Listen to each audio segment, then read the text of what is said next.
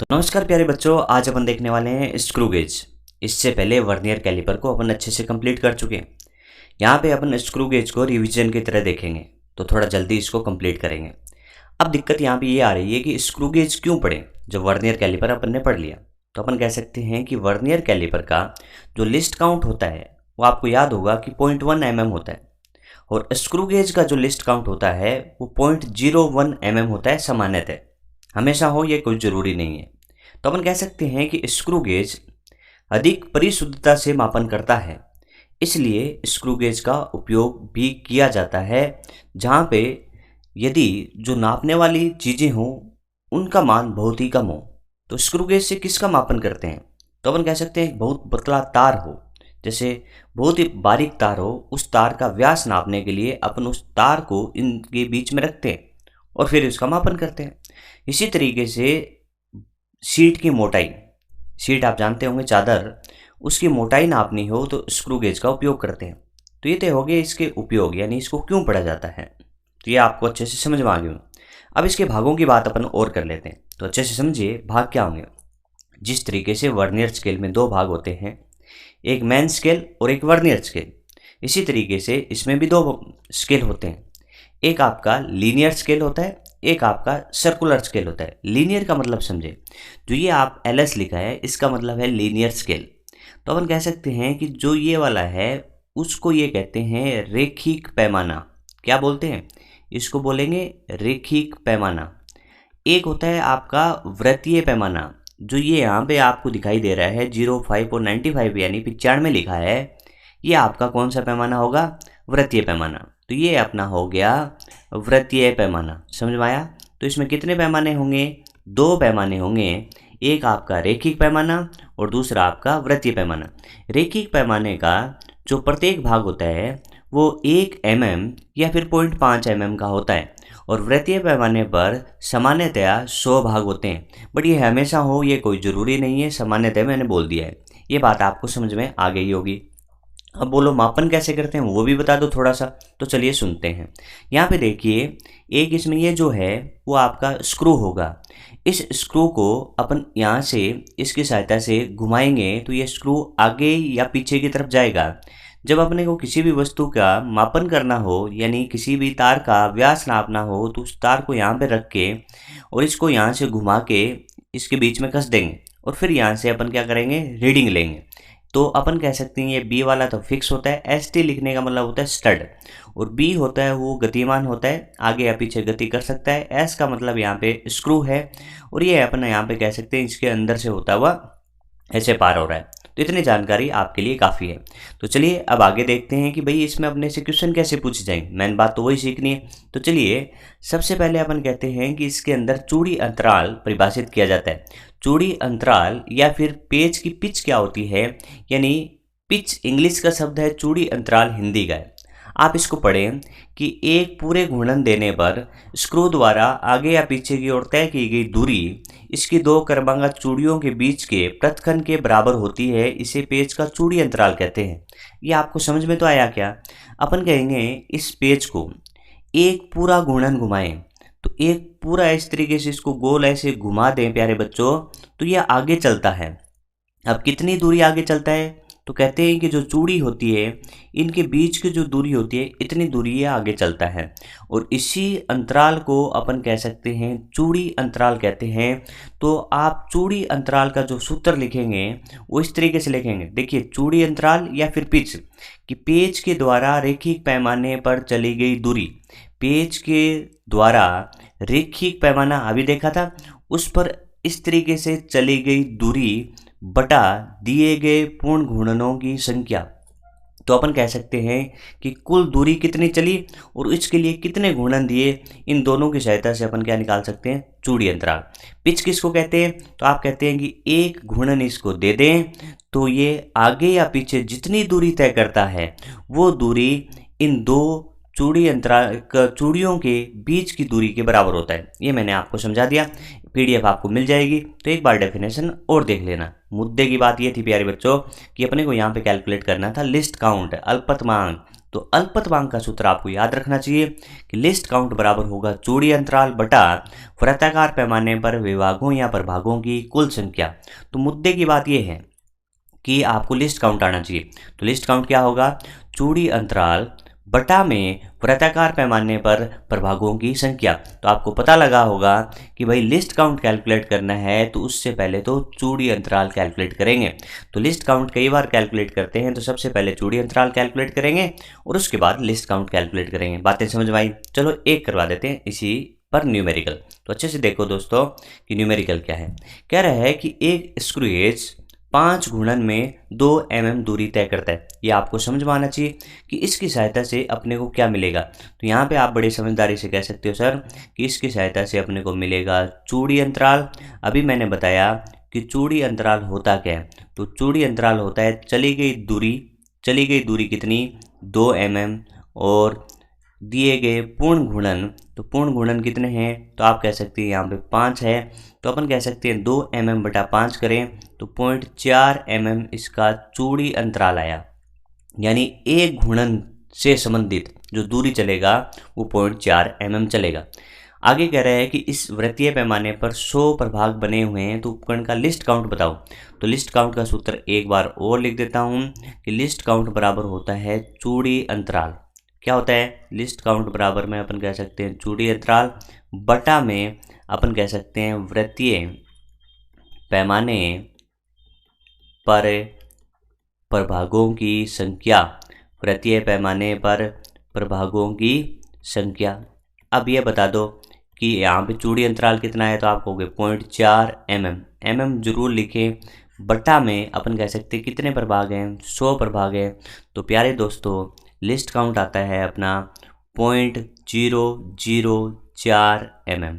कितना आया, सेंटीमीटर में किसी की इच्छा है तो वो भी लिख सकते हैं 0.004 सेंटीमीटर। मैं उम्मीद करता हूँ ये चीज़ आपको अच्छे से समझ में आ गई होगी। कोई दिक्कत है इसमें बोलो? कोई दिक्कत नहीं है ना, सिंपल है। अभी तक कितनी बातें याद रखनी है, चूड़ी अंतराल, तय की गई दूरी बटा घूर्णनों की संख्या, चूड़ी अंतराल आ गया। लिस्ट काउंट निकालना है, चूड़ी अंतराल बटा में वृत्तीय पैमाने पर प्रभागों की संख्या। तो इस तरीके से अपन जो अपना स्क्रू गेज था उसका लिस्ट काउंट कैलकुलेट करना सीख लिया। और नीट के अंदर वर्नियर या फिर स्क्रू गेज से एक क्वेश्चन आना है।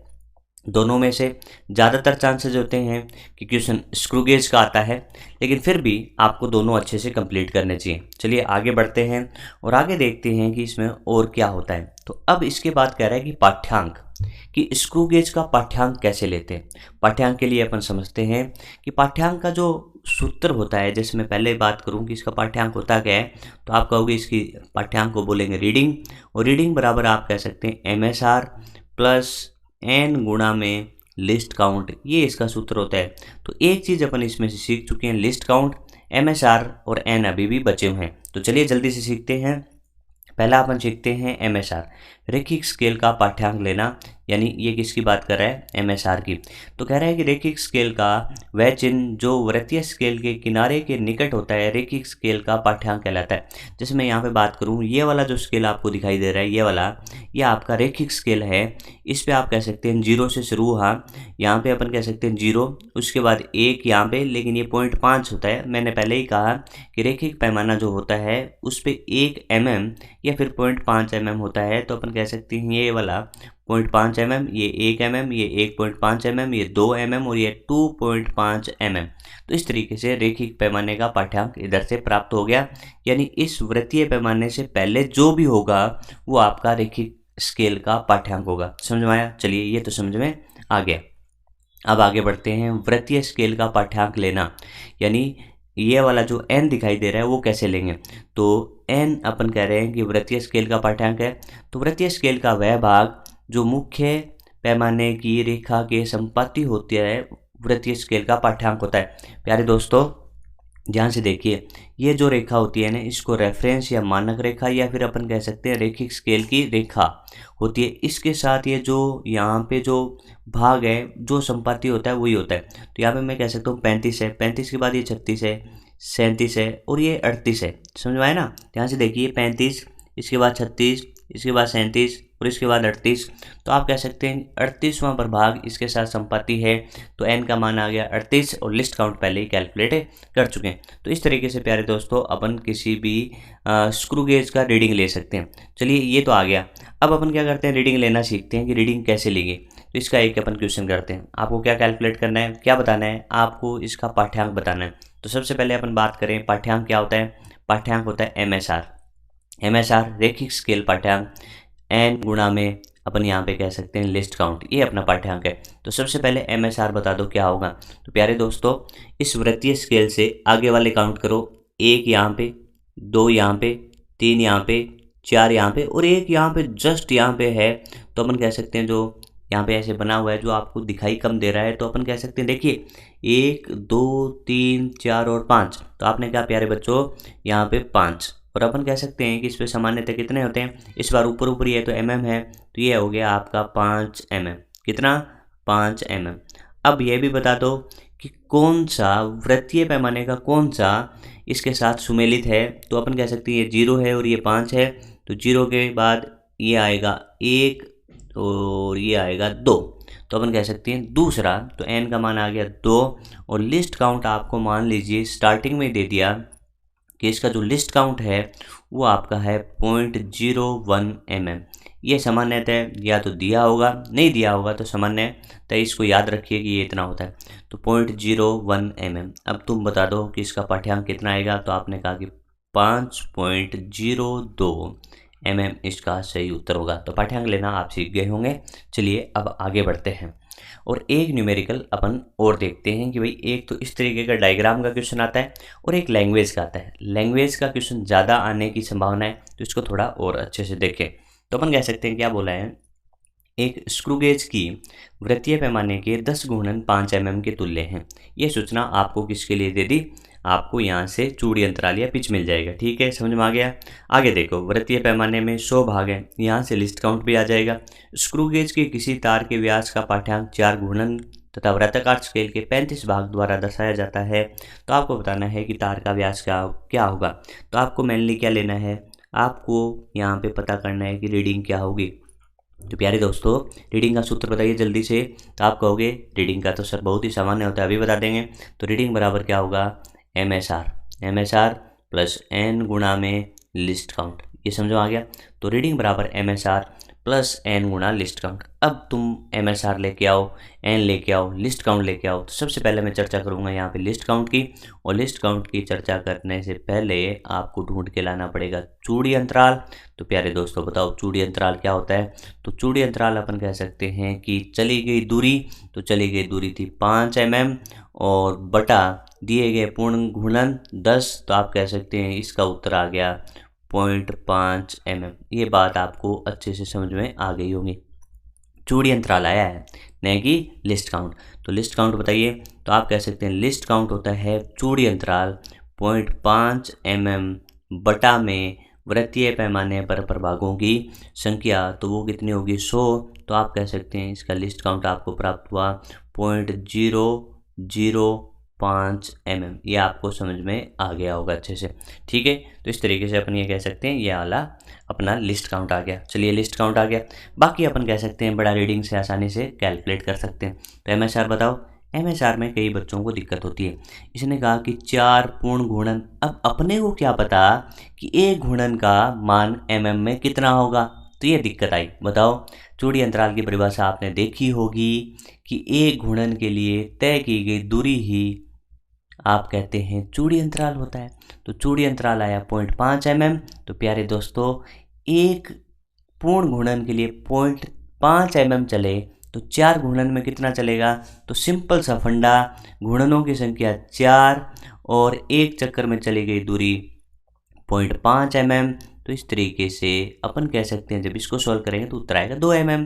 यानी 4 पूर्ण गुणन में कितना चलेगा, तो 2 mm चलेगा। इसमें आपको दिक्कत नहीं होनी चाहिए। प्लस n कौन सा, वर्ताकार स्केल का जो रेखिक स्केल के साथ सुमेलित होता है वही तो होता है। तो यहाँ पे आप कह सकते हो प्यारे दोस्तों 35 और गुणा लिस्ट काउंट पहले ही कैलकुलेट कर चुके हैं, कितना आया वो ऊपर तो देखो 0.005 और किसमें mm में। बस अब आपकी कैलकुलेशन फास्ट है तो बड़ी आसानी से कर दोगे। ये आपका सिंपल सा आया कितना mm, तो आप कहोगे 2 mm। 35 को गुणा करो 5 से तो 175 आ जाएगा, और पॉइंट किसके बाद बोला 3 के बाद, तो 175 mm ये आ जाएगा। तो इस तरीके से प्यारे दोस्तों उत्तर आया 2.175 mm। बड़ा आसान था बट ठीक था। इस तरीके से क्वेश्चन आता है, ऐसी प्रैक्टिस आप करते हैं तो कोई आपको प्रॉब्लम नहीं होगी। चलिए थोड़ा सा एडवांस और देखते हैं कि भाई क्या इसमें भी शून्य त्रुटि होती है। तो कहेंगे जिस तरीके से वर्नियर में होती है उसी तरीके से इसमें भी शून्य त्रुटि होती है। तो चलिए जल्दी से देख लेते हैं कि शून्य त्रुटि क्या होगी। तो अपन कह सकते हैं दोस्तों, जैसे ये स्टड था, ये एसटी था और ये बी भाग था, जब इनको आपस में टच करवा दें, पूर्णतः टच करवा दें, तो मैं कह सकता हूँ कि मुख्य पैमाने का या लीनियर यानी रेखिक पैमाने का 0 और वृत्तीय का 0 एक साथ सुमेलित होते हैं, तो अपन कह सकते हैं कि उसमें कोई भी शून्य त्रुटि नहीं होगी। और ऐसा नहीं होता है तो इसमें शून्य त्रुटि होगी। और यहाँ पे भी दो प्रकार की शून्य त्रुटि होगी, एक धनात्मक शून्य त्रुटि और एक ऋणात्मक शून्य त्रुटि। तो इस डायग्राम में अपन कह सकते हैं कि रेखिक पैमाने का 0 और वृत्तीय पैमाने का 0 एक दूसरे के संपाती है, तो यहाँ पे अपन कह सकते हैं कोई शून्य त्रुटि नहीं है। और यदि संपाती नहीं है तो यहाँ पे त्रुटि होगी। अब धनात्मक शून्य त्रुटि को सबसे पहले देख लेते हैं कैसे फाइंड करेंगे या कैसे पता करेंगे। तो ये वाला इंपॉर्टेंट हो गया है कि आपको पता होना चाहिए कि धनात्मक शून्य त्रुटि कब होती है और ऋणात्मक शून्य त्रुटि कब होती है। तो कह रहा है कि यदि पेज के सिरे स्टड से स्पर्श कराने पर वृत्तीय स्केल का शून्य, यहाँ से ध्यान दीजिए कि वृत्तीय स्केल का शून्य आधार रेखा से नीचे रहता है तो त्रुटि धनात्मक होगी। यानी कहना चाहता है कि ये वाला जो है वो रेखिक का शून्य, रेखिक का शून्य, और ये वाला शून्य वृत्तीय का शून्य, कि वृत्तीय स्केल का शून्य आधार रेखा से, ये वाली आधार रेखा दोस्तों, ये वाली आधार रेखा, कि वृत्तीय का शून्य आधार रेखा से नीचे रहता है तो त्रुटि आपकी धनात्मक शून्यांक त्रुटि होगी। समझ में आ गया? ये तो आपको याद ही रखना पड़ेगा। तो अपन कह सकते हैं इस तरीके से अपन ने याद रखा कि वृत्तीय का 0 आधार रेखा से नीचे है तो आपकी त्रुटि होगी धनात्मक। अब मैं इसका वैल्यू भी बता देता हूँ, मान भी बता देता हूँ कि धनात्मक शून्यांक त्रुटि किस तरीके से कैलकुलेट करने वाले हैं। तो धनात्मक शून्यांक त्रुटि का सूत्र होता है प्लस धनात्मक के नाम का और n गुणा में लिस्ट काउंट। इसी तरीके से अपन ने वर्नियर में देखा था और इसी तरीके से सिमिलर रिपीट करें। n बताइए, तो n कहेंगे वो होगा जो आप वृत्तीय पैमाने का इस आधार रेखा के साथ सुमेलित होगा। तो अपन कह सकते हैं यहाँ पे आपको दिखाई दे रहा होगा कि जो 5 है वो इसके साथ सुमेलित है, तो प्लस और 5 गुणा में लिस्ट काउंट अपन कह सकते हैं सामान्यतः वाला लिख देंगे, या फिर आपको दिया होगा 0.01 mm। तो इस तरीके से अपन कह सकते हैं यहाँ की धनात्मक शून्य त्रुटि आपको प्राप्त हुई 0.05 mm। तो ये समझ में आ गया होगा। बस मेन मुद्दे की बात है कि वृत्तीय पैमाने का शून्य आधार रेखा के नीचे रहता है। चलिए आगे बढ़ते हैं, आगे देखते हैं ऋणात्मक शून्यांक त्रुटि। तो ऋणात्मक शून्यांक त्रुटि जब स्टड को स्पर्श करवाने पर वृत्तीय पैमाने का शून्य मुख्य पैमाने की आधार रेखा से ऊपर की दिशा में हो तो त्रुटि आपकी ऋणात्मक शून्य त्रुटि होगी। ये आप देख सकते हैं, यह आपकी होगी आधार रेखा, और इस आधार रेखा से ऊपर किसका शून्य है? वृत्तीय पैमाने का शून्य। तो आप कह सकते हैं यहाँ पे जो त्रुटि है वो ऋणात्मक शून्यांक त्रुटि है। और ऋणात्मक शून्यांक त्रुटि का जो सूत्र होता है वो थोड़ा सा अलग होता है, इसको आप अच्छे से ध्यान रख लें। माइनस ऋणात्मक की वजह से लगा, और यहाँ पे अपन कह सकते हैं कि कुल वृत्तीय प्रभाग, कुल वृत्तीय प्रभाग और माइनस कर देंगे कौन सा? जो प्रभाग आधार रेखा के साथ सुमेलित होगा, और गुणा में लिस्ट काउंट। अब बताओ प्यारे दोस्तों, माइनस का माइनस, कुल कितने प्रभाग है? तो आप कह सकते हैं यहाँ पे 95 है और यहाँ पे 0 है, तो यहाँ पे प्रभाग हुए 100, और 100 में से कौन सा सुमेलित है? तो आप कह सकते हैं 95 यानी 95 वाला भाग, और गुणा में लिस्ट काउंट आप कहते हैं कि ये वाला होगा 0.01 mm। और जब इसको सोल्व करोगे तो आप कह सकते हो कि माइनस का 0.05 mm इसका सही उत्तर हो जाएगा। क्या आपको अच्छे से समझ आ गया? तो धनात्मक शून्य त्रुटि, ऋणात्मक शून्य त्रुटि की परिभाषा आपको लिखवा दी गई है, इसको ध्यान में रखें और इससे सीखें। अब इस पे अपन एक न्यूमेरिकल लेते हैं कि न्यूमेरिकल क्या होगा, ध्यान से देखें। कह रहे हैं कि एक स्क्रू गेज के वृत्तीय पैमाने पर 200 प्रभाग बने हैं, तो 200 प्रभाग बने हुए हैं। तो ये वाला आपको क्या दे दिया कि उसमें नंबर ऑफ डिवीजन कितने हैं? 200 हैं, तथा एक घूर्णन में 1 mm दूरी तय करता है। तो एक घूर्णन में 1 mm दूरी तय करता है, तो ये होगी इसका चूड़ी अंतराल। और स्क्रू गेज का चूड़ी अंतराल व अल्पतमांक ज्ञात करो। पहले तो ये बताओ, यदि समान उपकरण में शून्य त्रुटि इतनी है, समान उपकरण में शून्य त्रुटि इतनी है तो तार के व्यास का मुख्य पैमाने पर पाठ्यांक इतना है तथा वृत्तीय पैमाने का 45 है, तब तार का व्यास क्या होगा। तो सबसे पहले तो ये दो पता करते हैं कि चूड़ी अंतराल क्या होगा। तो प्यारे दोस्तों, चूड़ी अंतराल का सूत्र क्या होता है, तो आप कहोगे, ये लीजिए, चूड़ी अंतराल बराबर क्या होता है, बराबर होता है चली गई दूरी। बोला कितनी दूरी चली, बोला 1 mm। बोले कितने चक्कर काटे, बोला 1 चक्कर। 1 mm दूरी तय करी 1 चक्कर में, तो अपन कह सकते हैं इसका जो चूड़ी अंतराल है वो 1 mm है। तो ये तो हो गया पहला क्वेश्चन कंप्लीट। अब दूसरा क्वेश्चन आ जाओ, लिस्ट काउंट। लिस्ट काउंट क्या होता है, चूड़ी अंतराल। अब फॉर्मूले देखो, मैं बार बार नहीं लिख रहा, पहले लिखवा दिए गए हैं, थोड़ा जल्दी कर लेते हैं। तो लिस्ट काउंट बराबर होता है चूड़ी अंतराल। कितना है चूड़ी अंतराल, 1 mm बटा वृत्तीय पैमाने पर प्रभागों की संख्या। तो ये हो गई 200। तो 1/200 आप जानते हैं कितना होता है, वो होता है 0.005 और mm यहाँ पे है, तो ये हो गया mm।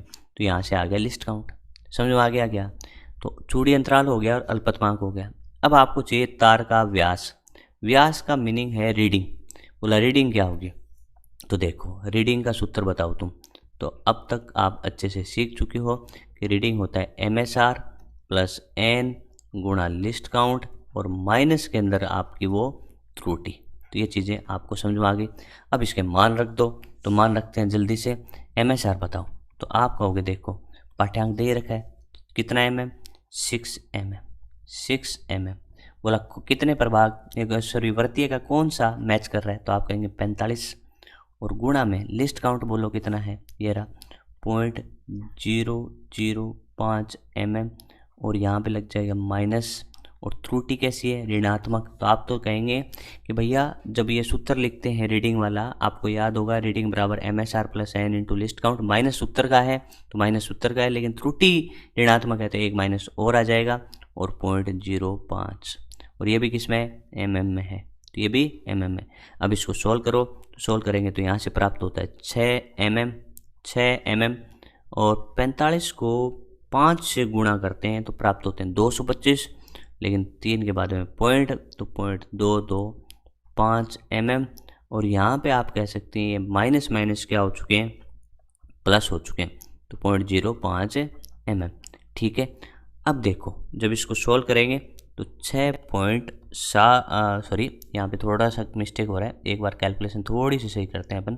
तो ध्यान से देखो, यहाँ पे अपन कह सकते हैं कैसे करेंगे, देखो ये वाला है 5, तो यह लास्ट में आ जाए 5, और ये वाला देखो 5 2 7 7, ठीक है।